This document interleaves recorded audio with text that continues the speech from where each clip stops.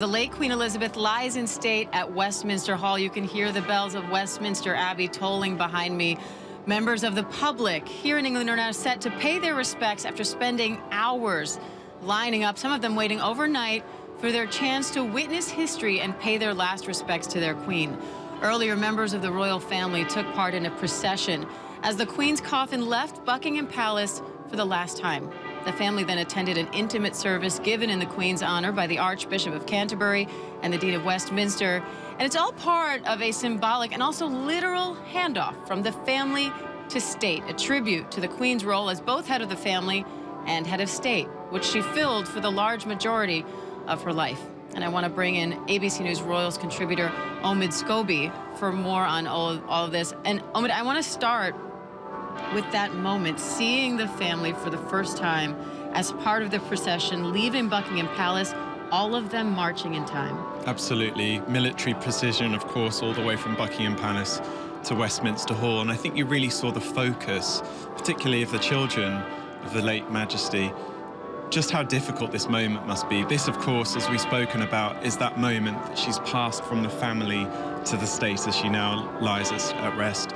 And I think particularly for Princess Anne, who's been on this journey for much of the way, I think many eyes were on her. We know how difficult it's been. Of course, she spent that final 24 hours with the Queen at Balmoral and then joined that journey to Aberdeen, to Edinburgh, of course down here to London, and now to her final resting place, of course, before that state funeral on the 17th.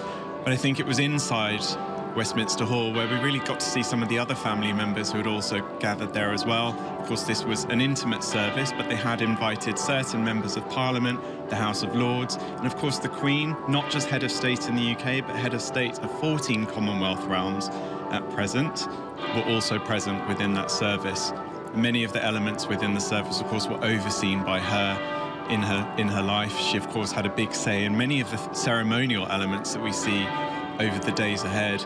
And I think it really shows a sort of personalized touch on this, but also, of course, how intimate many of these moments are. Emotions there, I think, as we heard that final blessing from the Archbishop of Canterbury. In Charles's eyes particularly, we saw tears. I think it was that moment knowing that they were handing her over in this sort of official capacity. Of course, later this evening, members of the public will be able to file through Westminster Hall. I think we had a glimpse of that in Scotland, where around 36,000 people got to walk past the Queen's coffin as she lay at rest.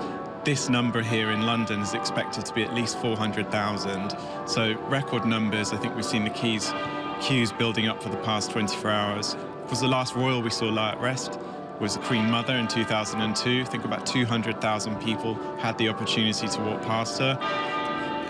Even bigger numbers today. Absolutely. They're saying crowds here in London could hit over 1 million people throughout the course of these ceremonies. And watching today's procession, it certainly feels like a large ceremonial event. But as far as these events go, the palace actually says what we saw today was more intimate, was more personal, was supposed to be more representative of the family. And that was shown also in the 500 members of the military who accompanied the Queen all along the way. She was, of course, also head of the armed services in this country.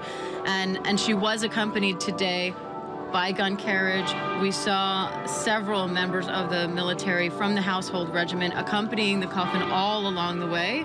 And now, of course, they're standing vigil around her coffin as she lies in state. Now, the doors have not opened to the public just yet. People are still waiting to get in Westminster Hall, but the Queen is there. She is lying state. She is ready, and those guards are already in place, standing vigil by her side. Yeah, absolutely. As they brought in those guards from the royal household that will stand vigil over the days ahead. I think that was a moment that we saw the emotion in the eyes of the royal family as they felt they were passing her over.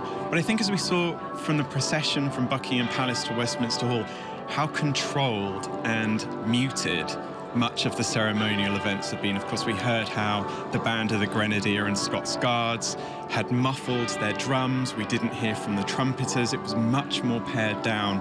And I think, of course, all of that is, of course, paying respects to the Queen. But it also allowed us to hear that silence through the streets of London as the Queen was carried through. It's hard to explain, I think, to people that weren't here just how quiet London is. Of course, it's a bustling city, but of course, flights were postponed, so even the skies over Westminster Hall and over central London remained quiet.